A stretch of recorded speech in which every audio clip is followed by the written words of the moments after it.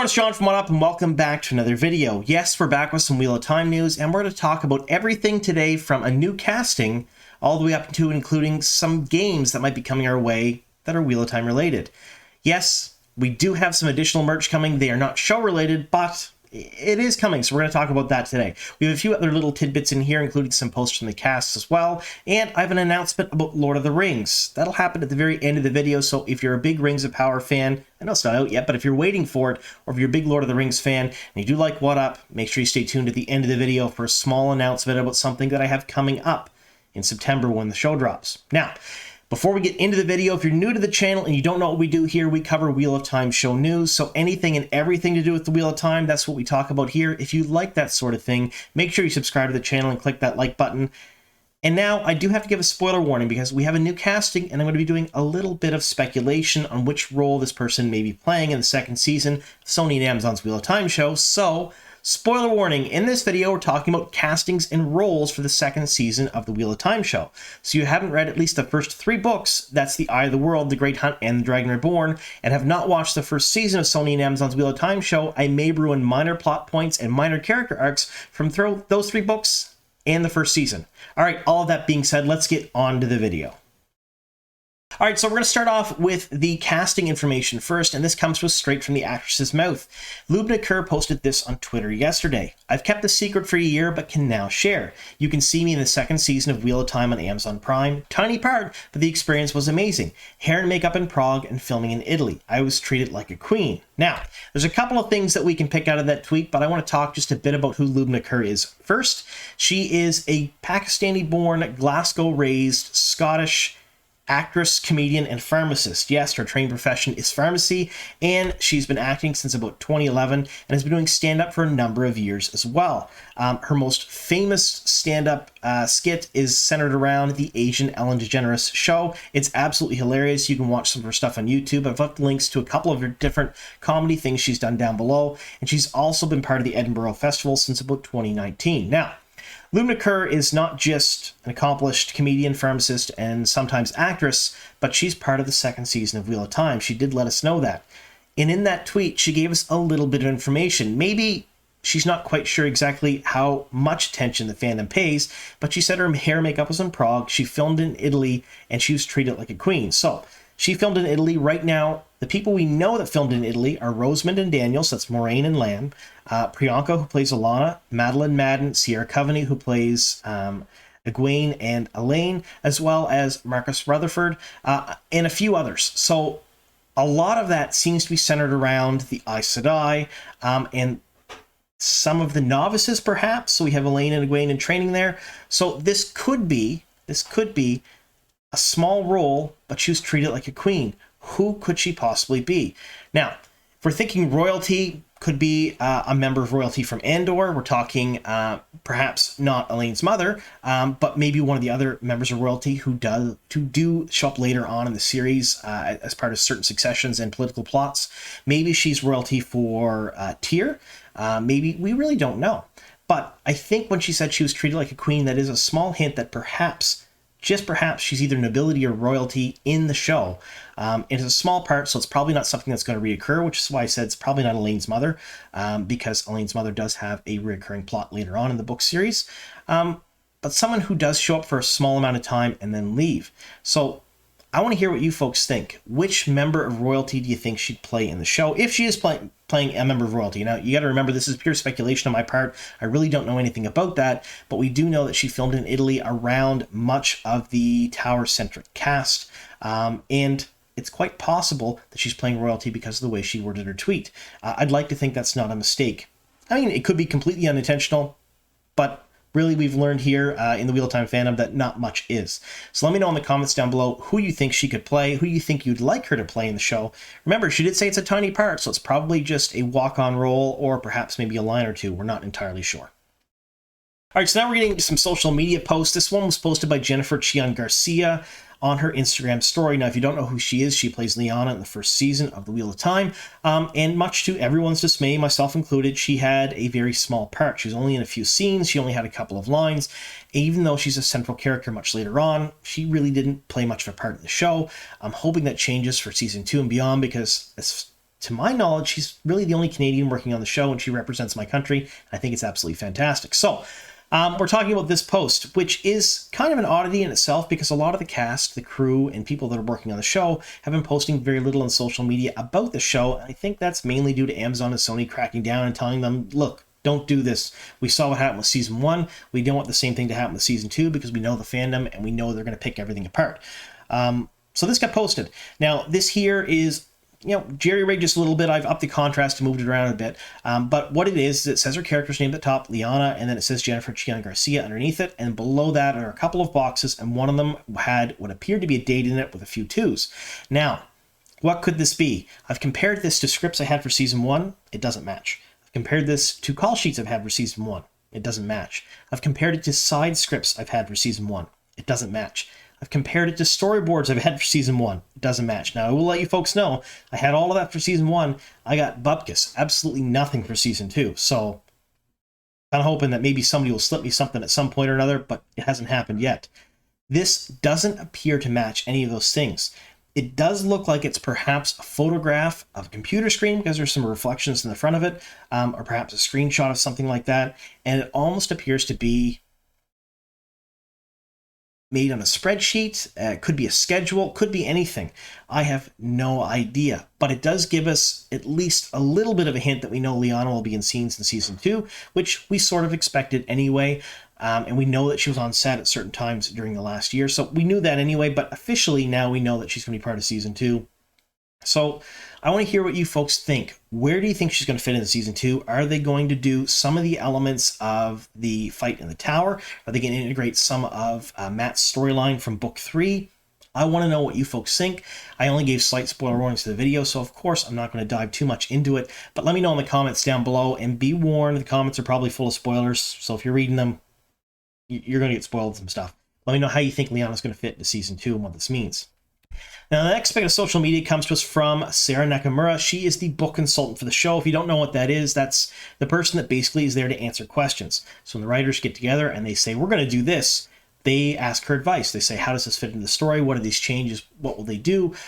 Things of that nature. Now, a lot of people in the past have kind of blamed Sarah for a lot of the changes in the show. That's not the case. She doesn't have the power to make the changes. She doesn't have the power to say no. She's there to advise and advise only. So when someone asks her a question, she gives answers and advice, and that's it. They don't have to follow the advice. They don't have to take what she says in consideration. They can do whatever they pretty much want. Now, it's a little known fact outside the fandom, but a pretty big and well-known fact inside the fandom, that the Seanchan have a Texan accent, and that came to us through some interviews with Robert Jordan years and years and years ago. So they're supposed to, that slurring accent that we talk about in the books, that's supposed to be a Texan accent, like a Texan drawl. And some people kind of thought maybe we're going to see that in the show, because if you listen to The Great Hunt, narrated by Rosamund Pike, there is audiobooks out now for, I believe, The Eye of the World, The Great Hunt, The Dragon Reborn, I believe is forthcoming, all narrated by Rosamund Pike. She does do her best to do the Texan drawl for the Seanchan, and it's kind of funny. I'm not a big audiobook person, but I did listen to this because I wanted to hear it. So this was put out on Twitter by Tigraine Mantier, and heard rumors of this. You think we'll hear it in the show? And Sarah Nakamura actually wrote back no with a bunch of laughing emojis. And I, for one, am completely relieved, because let's face it, a Texan accent on the Seanchan we've seen in the very last scenes of season 1 would be comical at best, and it wouldn't play well in any way, shape, or form. I know a lot of book purists out there are going, well, Robert Jordan said, just because something is said doesn't mean it has to be included in the show. In fact, this is an adaptation, so of course things are changed. We've already seen that in season 1, a lot's changed, and I, for one, think that this is an absolutely excellent change, because I don't know if I'd be able to watch a show where those badass-looking Seanchan are sounding like Texans on the screen. It just wouldn't play with me. Anyway, that's my 2 cents.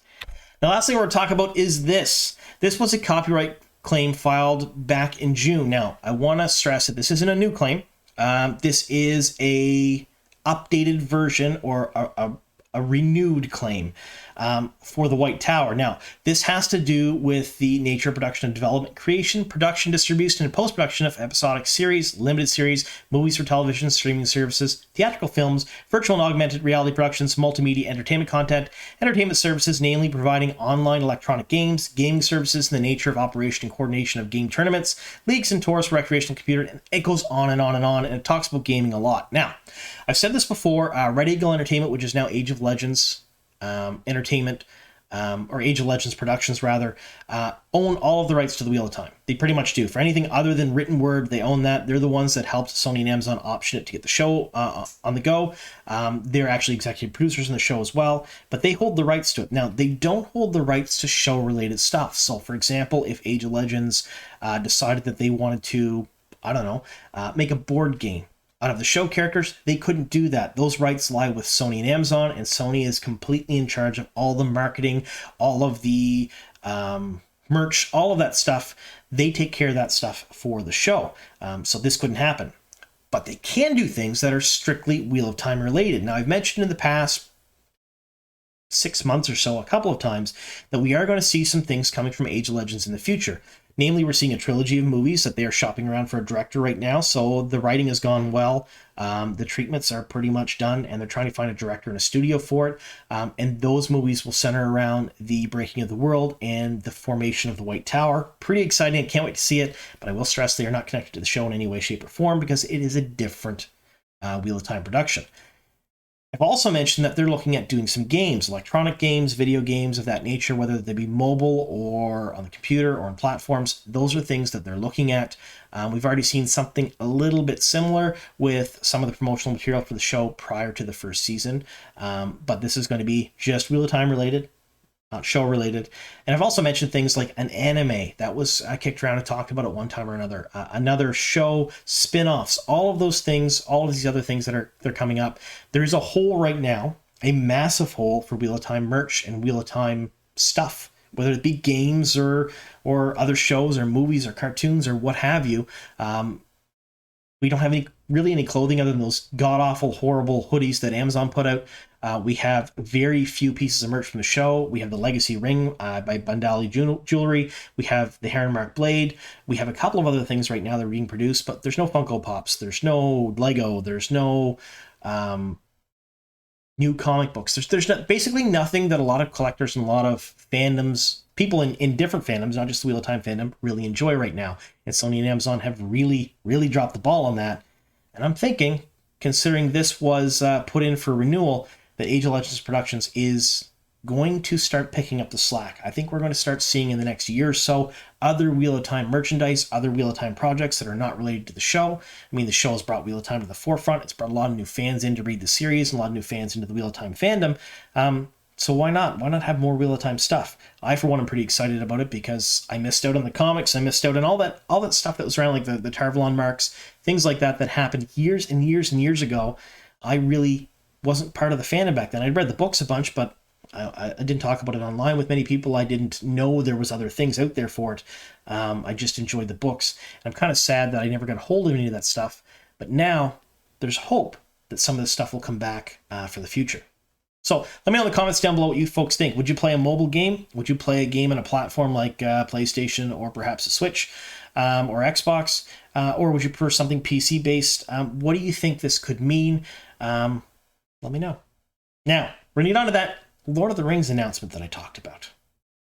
As promised, here is my little announcement. Every Sunday after the Rings of Power drops in September, Fellowship of the Fans is doing an after-party stream. Now, they're doing a whole bunch of stuff. They're doing everything from cooking and art to cocktails to you name it. They're doing it because they're part of a larger network of different Lord of the Rings YouTube channels, podcasts, you name it. They're all kind of integrated together under Watch Party, and they're all very excited for the release of Rings of Power, and they're all kind of building up to this.